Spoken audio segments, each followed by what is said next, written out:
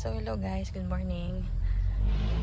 So ngayon ay ilang araw na ako hindi makapag-vlog kasi ilang araw din yung maulan tsaka walang araw.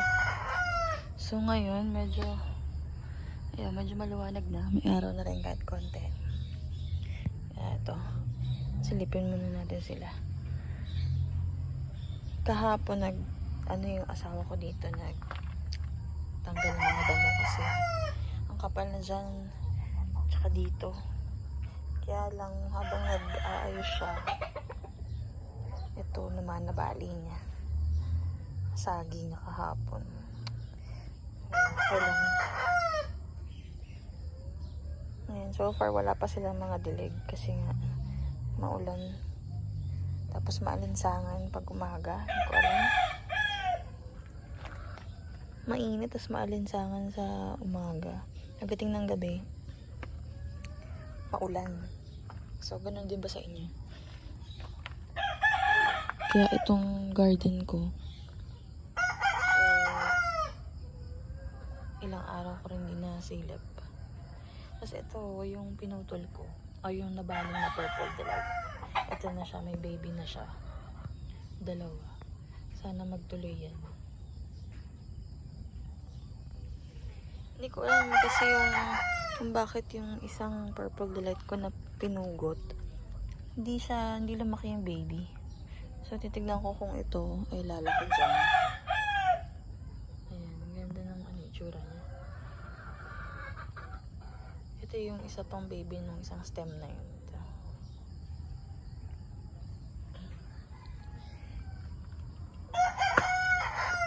Ito, nababasa to si Snow Peach. Pero yung the rest, hindi naman. Ito naman si Opalina, medyo umaba siya. Hindi ko alam kung baka kasi naghanap pa ng araw. Pero maaraw naman dito. Or dahil dala nung ilang araw na gloomy yung weather natin.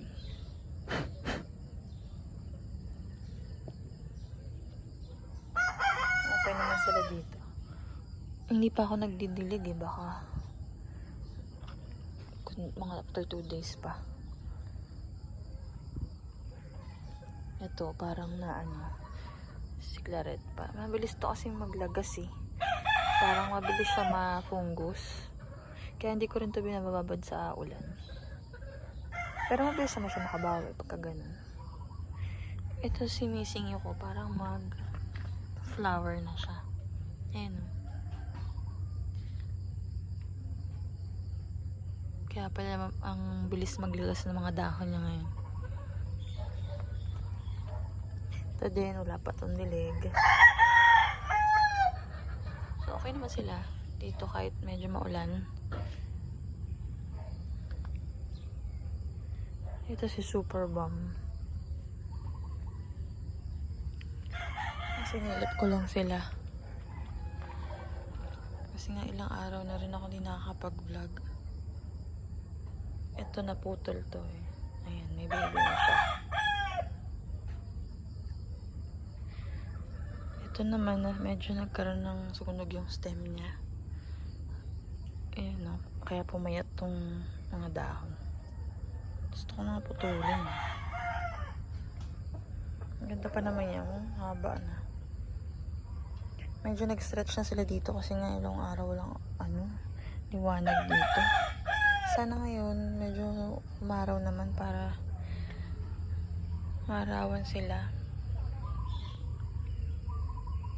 Ayun laki na ng bagong usbong niya. Sana magtuloy-tuloy.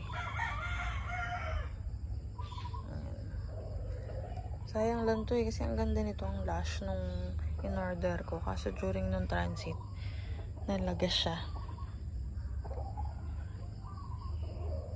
Para mas gusto ko nung si Donkey Style kaysa dito kay Burrito Para mas mabilis maka-recover.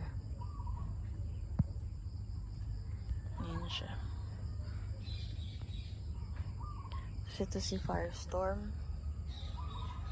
Hindi na siya nagre-red. Pero okay naman. May mga anak na siya dun.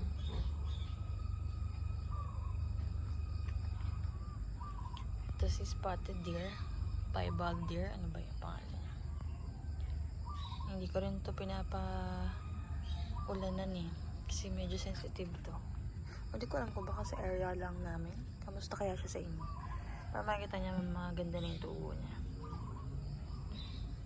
Ito naman yung morning beauty ko. Ayan, may bago ng tubo. Kaya lang talaga lumiit na siya. Si RZ, okay naman. Ito, okay na okay pa siya. Hindi ko alam kung anong ID niya. Maganda rin to kasi nung summer para nag-red yung tips niya.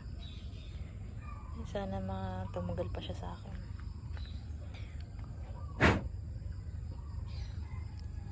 Si Pig's Ear. Ang iba nagsistretch na kasi naghahanap ng araw.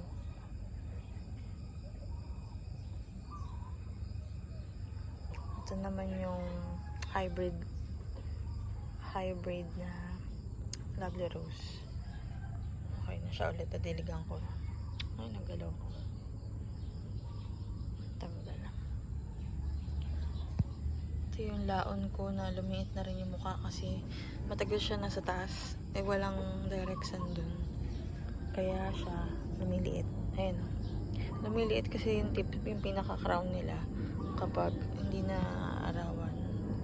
Bukay sila kaya lang maliit ang tubo. Sana mapalaki ko siya ngayon dito.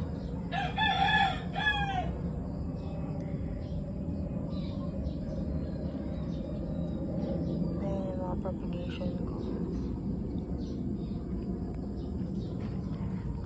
Ngayon dito, okay naman ito.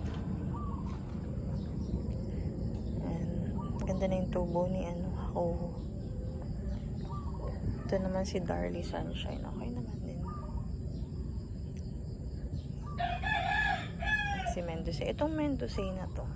Hindi ko alam kung may something sa sa soil mix niya. Kasi mas marami itong garden soil. Hindi siya loam soil pala to.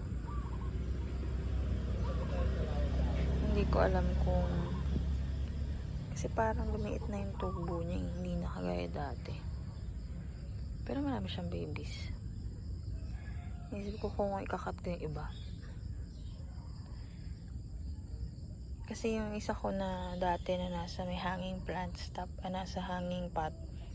Tapos, siya, fast draining. Ang tubo niya, mabilis. Kaya naparami ko kaagad. Ito naman na nilagyan ko na mas maraming loam soil. Parang mabagal siya. No? Matagal na rin to eh. Pero yung tubo niya medyo mabagal. So, hindi ko alam kung ikakat ko na lang siya. Tanim ko na lang sa isa pang pot. Ito naman si Purple Haze.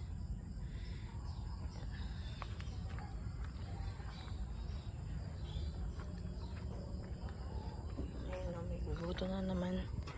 May bunga na naman ng noni. Ayun pa. Ito medyo tumaba na yung ibang tips niya. Pero, oho pa din. Antayin ko lang matuyo konti tapos diligan ko ulit siya. Yung mga nandito, okay naman. Si Andy, okay naman siya. Ayun si Derlo. Maano talaga yan. Mabilis maglagas. Ito din, nadiligan ko na. Kaya medyo mataba na siya. Maganda to eh, pagka naanahan siya ng araw. Nag-red yung tips. Kaya hindi ko sure kung anong ID nito, kung apos ba to o ano. Pero matibay siya.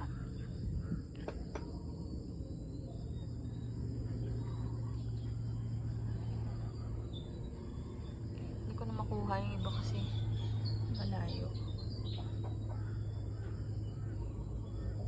Ay, si Crimson.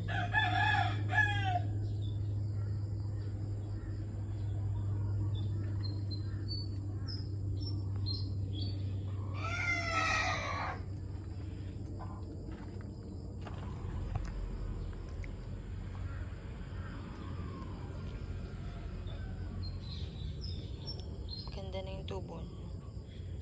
Pero parang naghahanap pa rin to ng araw kasi yung tubo niya ay pabuka. May baby na siya. Ayun, sa gilid. Ayun. Ito naman si cream tea. Madaming dry na leaves sa baba. Hindi ko na makuha.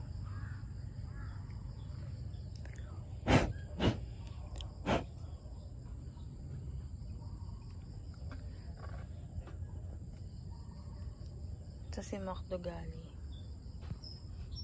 Lush naman siya. Mataba. At marami ng babies. Ayun.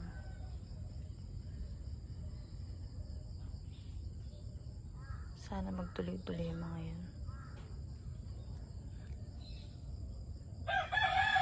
Mabilis naman ito magkaugat si Macdogali. Pero mabilis din siyang malusaw.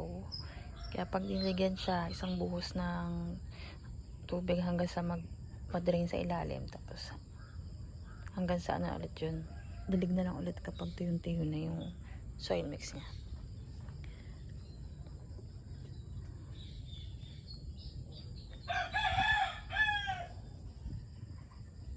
Ito si Koala na nagsa-stretch kasi wala nang araw dito sa pwesto niya.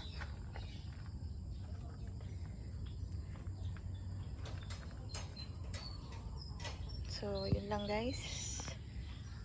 For now, wala pa akong ma-vlog. So, nag-update na lang muna ako. Ayan, ang dami na ng babies. So, sana kayo din magandang garden nyo ngayon kahit wala masyado ng araw. Hindi ako makapag-replant din eh. So, yun lang guys. Thank you for watching. Bye!